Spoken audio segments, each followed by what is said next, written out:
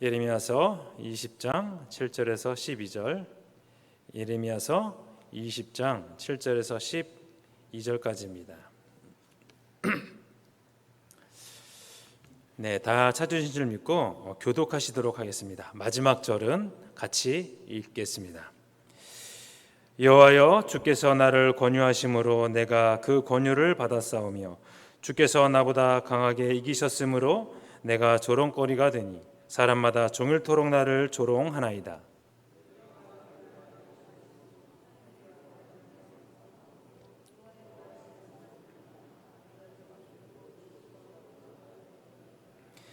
내가 다시는 여호와를 선포하지 아니하며 그의 이름으로 말하지 아니하리라 하면 나의 마음이 불붙는 것 같아서 골수에 사무치니 답답하여 견딜 수 없나이다.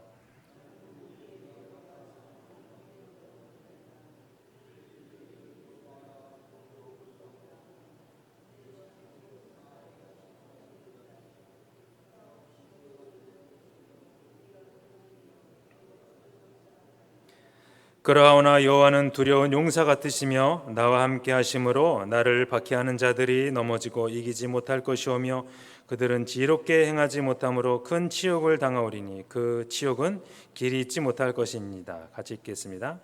의인을 시험하사 그 패부와 심장을 보시는 만군의 여호와여, 나의 사정을 주께 아뢰었사온즉 주께서 그들에게 보복하심을 나에게 보게 하옵소서. 아멘. 네, 오늘 말씀은 그분의 시선은 계속됩니다 라는 제목으로 말씀을 나누겠습니다. 성도님들 20대 또는 30대 때 연애를 많이 해보셨을 것입니다. 상대방을 만나기 전에 그때는 이제 마음이 조금 설레이실 수도 있었겠고 또 만나기로 약속한 그날까지 관심이 그쪽으로 가게 되는 것입니다. 이걸 뭐 누가 시키지 않아도 그렇게 되는 것인데요. 그렇습니다. 연애는 누가 시켜서 하는 것이 아니죠.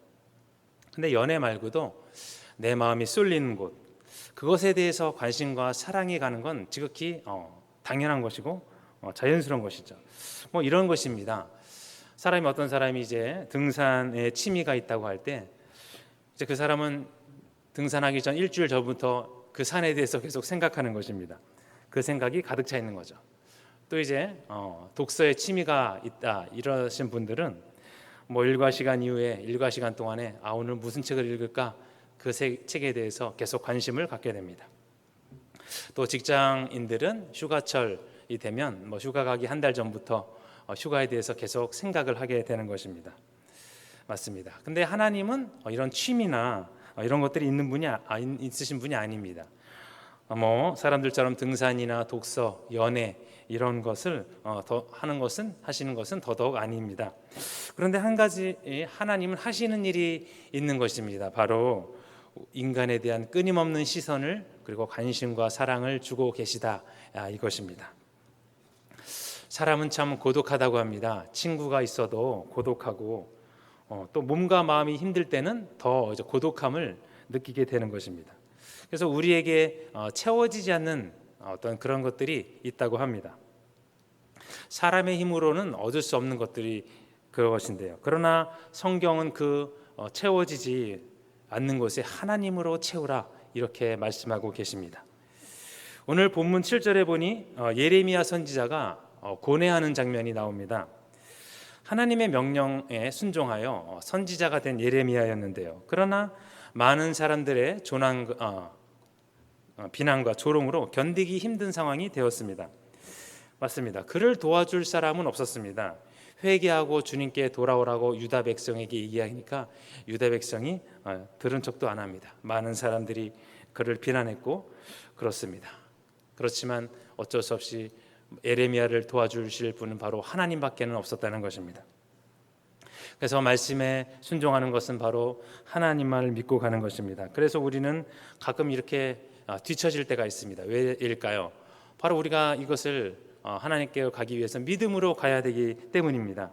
쉽지 않지요.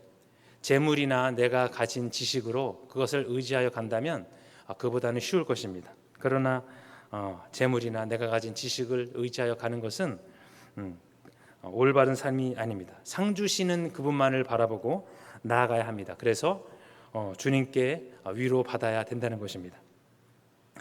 그 오늘 말씀에 나오는 예레미야 선지자도 한 인간이었기 때문에 고뇌할 수밖에 없었습니다.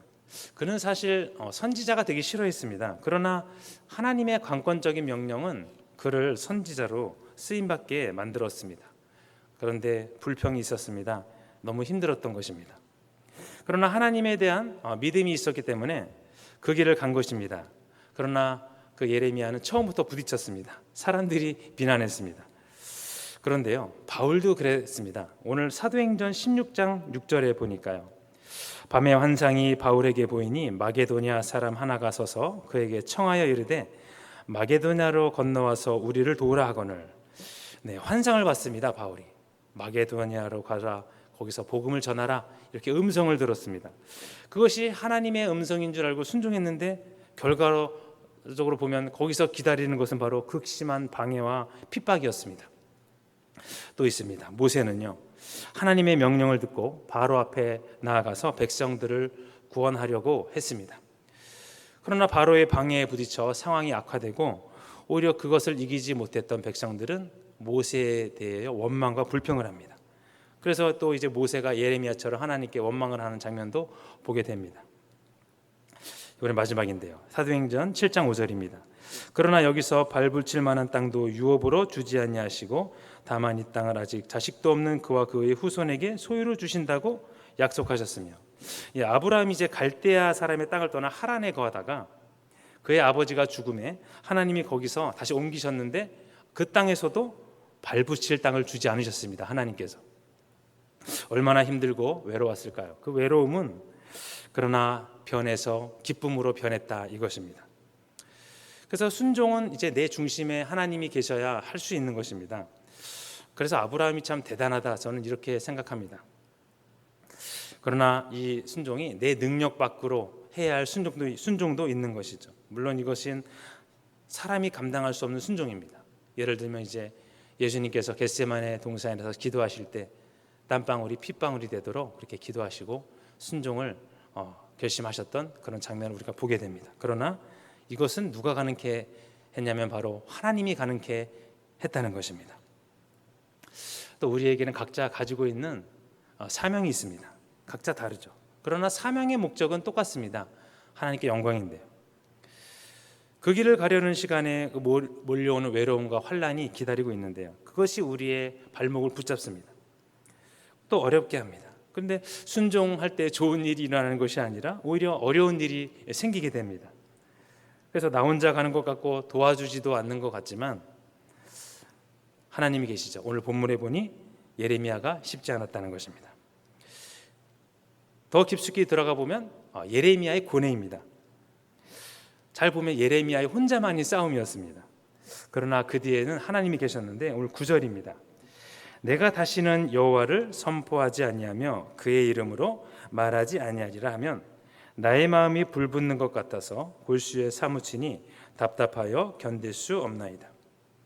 네, 이 말씀을 보면 말씀을 안전하려고 하면 마음이 불붙어서 하나님이 물론 하시는 거죠.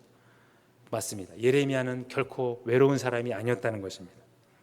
하나님의 말씀을 전하지 아니하려고 하면 예레미야 그 마음속에 불붙는 것 같은 열정이 일어납니다. 답답해서 견딜 수가 없는 것입니다. 그래서 사실 이 싸움은 예레미야와 유다 백성들의 싸움이 아니었습니다. 바로 하나님과 유다 백성 간의 신랑이었습니다.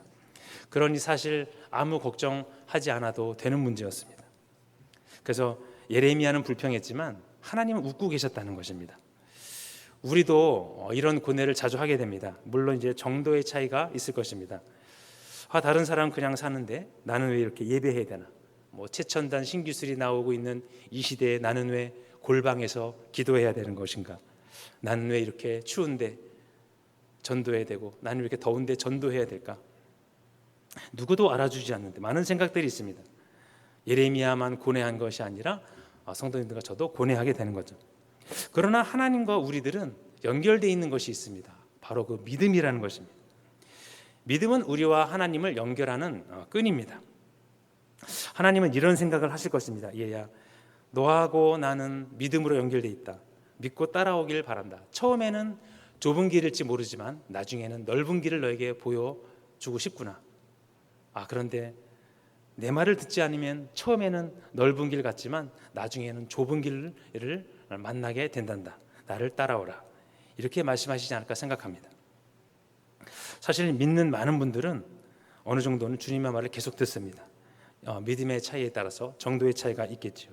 그러나 사람마다 한계가 있습니다. 믿음의 분량만큼 살아가는 것이죠. 10절 중간입니다. 내 친한 벗도 다 내가 실족하기를 기다리며 그가 혹시 유혹을 받게 되면 우리가 그를 이겨 우리 원수를 갚자 하나이다. 심지어 예레미야의 친한 친구까지 예레미야를 외면했습니다. 또 그런 친한 친구들도 예레미야를 욕했습니다. 원수를 여깁니다. 이 정도 되면은요, 이 세상에 내 편은 하나님밖에 없다 이렇게 생각할 수 있겠습니다. 고뇌 없는 사람이 어디 있을까요? 어려움이 없는 사람이 어디 있을까요? 예레미야 선지자도 그랬는데 오늘 나오신 성도님과 저도 마찬가지일 것입니다. 더 그럴지 모르겠습니다. 그러나 예레미야의 고뇌는 참 인간적인 고뇌였습니다. 우리와 같은 사람인 것이죠. 마치 아이가 배고프면 밥을 달라고 그러고 아프면 아프다고 우는 그런 것과 같습니다. 그래서 내가 힘들다는 것, 내가 외롭다는 것, 이것은 우리가 살아있다는 증거입니다. 내가 만약에 죽었다면 힘들 일이 없습니다. 외로울 일이 없습니다. 그러니 당연한 것인데요. 그러나 모세나 아브라함이나 바울처럼 하나님은 이것을 알고 계신다 이것입니다. 막다른 골목에서 도우시는 분은 하나님이십니다. 사람은 그 막다른 골목에 다다르면 실망하게 되고 절망하게 되죠. 그러나 그 순간 하나님을 만나게 되면 다시 한번 힘을 얻게 됩니다. 하나님은 근데 계속 내버려 두시죠. 마지막에 승리를 주신 분은 바로 하나님이라는 것을 믿으시기 바랍니다. 오늘 생각해 보시기 바랍니다. 예레미야는 그토록 많은 모욕을 당했지만 하나님께 크게 쓰임 받았습니다. 결국 그래서 우리의 삶은, 특히 믿는 분들은 하나님을 인정하지 않을 수 없습니다. 남에게 싫은 말하기 좋아하는 사람 없을 것입니다. 예레미야는 근데 그 말을 유다 백성에게 계속했죠. 너희는 죄가 있으니 회개해라. 하나님께 범죄했으니 회개해라. 그래야 우리가 살 수 있다. 그러나 예레미야는 고통을 당했지만 거기서 하나님은 예레미야의 믿음을 보신 것입니다. 저도 이제 강단에 지금 서게 됐는데요. 성도님들보다 훌륭해서 제가 앞에 나가서 말을 전하는 것은 아니지 않습니까? 하나님이 세워주셔서 이렇게 말씀을 드리는 것입니다. 그런데 저는 강단에 서기 전에 이런 생각을 하게 됩니다. 오늘 말씀 전하는데 은혜가 안 되면 어떡할까? 이런 걱정을 하죠. 근데 생각해 보았습니다. 하나님이 세우셨으니 이것은 내 책임이 아니다. 잘 전하건 못하건 간에 내 책임이 아니라 하나님 책임이다. 내가 말씀을 못 전하게 되면 하나님이 영광 받지 못한다. 그러니 내 책임이 아니다. 이렇게 마음을 털어놓고 말씀을 전하게 되면 실수하지 않는데 괜한 걱정으로 오늘 은혜가 안 되면 어떡할까 이렇게 걱정을 하면서 올라오면 실수를 하게 되는 거죠. 그런 것을 많이 경험했습니다. 그렇습니다. 예레미야의 발걸음이 바로 우리의 모습이 아닌가 싶습니다. 날마다 넘어지지만 이렇게 세워주시는 분은 하나님이십니다. 많은 아픔과 상처를 경험하지만 저 멀리서 나를 바라보고 계시는 주님이 계시기에 오늘 저와 성도님들이 이 새벽 기도에 나오지 않으셨나 생각합니다. 아무리 친구라도 싫은 소리를 계속하면 이제 화를 내고 또 돌아설 때 있죠. 착한 일을 행하다 보면 욕을 먹을 때가 종종 있습니다. 예수님이 그 대표적인 예가 아닐까 싶습니다. 좋은 일, 착한 일을 많이 하셨는데 더 욕을 많이 먹으셨습니다. 그러나 환난을 당하라 담대하라 내가 세상을 이겼노라 말씀하셨듯이 오늘 그렇기 때문에 예레미야를 욕하는 사람은 하나님을 이길 수 없었습니다. 그렇습니다. 하나님은 우리를 돌보시는 것입니다. 그냥 하나님은 하늘에 계셔서 우리에게 명령만 하시는 분이 아닙니다. 바쁘게 일하시는 분입니다. 하나님은 실수하지 않으신다네 이런 찬양도 있는데 사실 그러나 우리는 완전히 주님을 믿지 못할 때가 많습니다. 하나님은 실수하지 않으십니다. 실수가 없으십니다. 우리 기독교가 많은 핍박과 조롱 속에서도 이렇게 자라난 것이 바로 우리 기독교입니다. 그 사도시대나 기독교 초기에는 많은 믿음의 선진들이 순교하고 또 화형을 당하고 고문도 당하고 사자의 먹이가 된 그런 역사도 우리가 보게 되는데요. 사실 예레미야는 나약해 보입니다. 선지자이지만 굉장히 나약해 보입니다. 그러나 그분을 붙드시는 분은 바로 하나님입니다. 오늘 하루를 그냥 살아가는 것 같지만 하나님의 품을 벗어날 수 없습니다. 주님을 벗어나려고 발버둥 쳤던 요나는 결국 고래 뱃속에서 살게 되죠. 하나님이 고래를 예비해 놓으셨습니다. 요셉이 구덩이에 빠졌는데요, 지나가는 상인들을 예비해 놓으셨습니다. 이삭이 곧 죽게 되어서 같았지만 뿔에 걸린 짐승이 있어서 제사를 대신 드렸습니다. 여호와 이레의 하나님이죠. 바울도 혼자였던 것 같지만 디모데와 디도가 있어서 그 사명을 잘 감당할 수가 있었습니다. 내 주위에 아무도 없다 생각할 때 가장 하나님이 가까이 계시다는 것을 생각해야 될 줄 믿습니다. 오늘 우리가 지금 살면서 가장 권위 있는 상이 노벨상이라고 합니다. 근데 그 노벨상 주인이 50%는 유대인이다 이렇게 말하고 있는데요, 하나님이 지혜를 주셔서 그렇죠. 하나님이 함께 하시니 그렇습니다. 인간의 생각으로는 아무것도 할 수 없습니다. 사람의 생각은 말씀 속에서 이생의 자랑과 안목의 정력뿐이다 이렇게 말씀하고 계신데요, 신령한 생각으로 살아가시는 저와 성도님 되시기를 예수님으로 축복합니다. 결론입니다. 오늘 광복절인데요, 우리나라가 광복이 되고 또 오늘날까지 전쟁 또 어려움이 있었지만 이렇게 발전할 수 있었던 것은 바로 하나님의 은혜가 아니었나 싶습니다. 100년 전 이전부터 이렇게 발전한 나라 우리나라밖에 없다 이렇게 말하고 있는데요, 하나님의 은혜죠. 예레미야도 모든 문제 있었지만 시험을 이기니 반드시 승리를 주실 것이라고 생각했습니다. 비난과 조롱을 당해도 영원한 것이 아니죠. 바로 이 세상에서 일어나는 잠시일 뿐입니다. 하늘나라에 가면 이것은 보고 싶어도 듣고 싶어도 들을 수 없을 것입니다. 비난과 조롱이 있어도 주님은 강하시다는 분이라는 것을 깨닫고 오늘 약함이 장점이 오히려 되는 그런 귀한 시간 되시기를 축복합니다. 12절에요. 의인을 시험하사 그 폐부와 심장을 보시는 만군의 여호와여 라고 말씀합니다. 예레미야가 말했는데요, 예레미야를 시험하신 거죠. 부족한 예레미야를 가장 힘든 곳 최전방에 내보내셔서 단련시키시고 훈련시키셨던 그 하나님의 마음을 이해하는 시간이 되기를 원합니다. 오늘 돌아보기 원합니다. 내가 지금 어디까지 와 있는지, 남이 하기 싫어하는 일을 하고 계십니까? 아니면 남이 당하기 싫은 그런 일들을 당하고 계십니까? 아니면 남이 보기 싫은 것을 보고 계십니까? 그러나 주님의 시선은 바로 우리를 떠나지 않는다는 것을 기억하시고 오늘 그런 귀한 하루 되시고 한 주 되시기를 예수님 이름으로 축복합니다. 우리 기도하시도록 하겠습니다. 하나님 감사합니다. 오늘도 이 시간 그분의 시선은 계속됩니다라는 제목으로 하나님 말씀 나눴습니다. 하나님 아버지, 우리가 그냥 사는 것 같지만 주님의 시선을 뗄 수 없습니다. 아담과 하와도 도망갔지만 몸을 숨었지만 하나님의 시선을 피할 수 없었습니다. 하나님, 그러면 우리를 돌보아 주시기 원합니다. 우리를 긍휼히 여겨 주시옵소서. 한평생 살면서 주님만 의지하며 살다가 주 오라 하실 때에 그날 주님을 뵙고 이 시간 상급받고 은혜 받는 귀한 시간 되기 원합니다. 어려움과 또 아버지 여러 걱정과 근심이 있을지라도 모든 염려를 주께 맡기라 주님 말씀하셨사오니 하나님, 오늘 이 시간 우리가 맞닥뜨리는 일과 모든 하는 일, 또 아버지 이거 만나는 사람마다 하나님 우리가 하는 일이 아니라 하나님이 형통케 하시고 도와주시옵소서. 우리는 약하고 연약하지만 그 약함이 오히려 강함이 되게 하시고 하나님을 만나는 귀한 시간으로 변화받는 시간 될 수 있도록 도와주시옵소서. 잠시 잠깐의 인생을 이 시간 되돌아보기 원합니다. 하나님, 그러나 이 생을 통해 영광 받으실 주님만을 바라보며 우리가 승리의 그날을 목도할 때 하나님, 우리가 또 다른 은혜의 순간을 맛볼 줄 믿사오니 함께하여 주옵소서.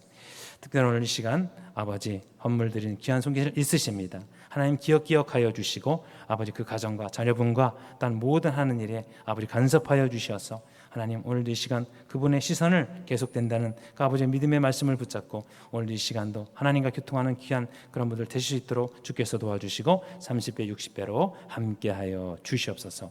모든 영광을 주께 돌립니다. 예수님 이름으로 기도드렸습니다.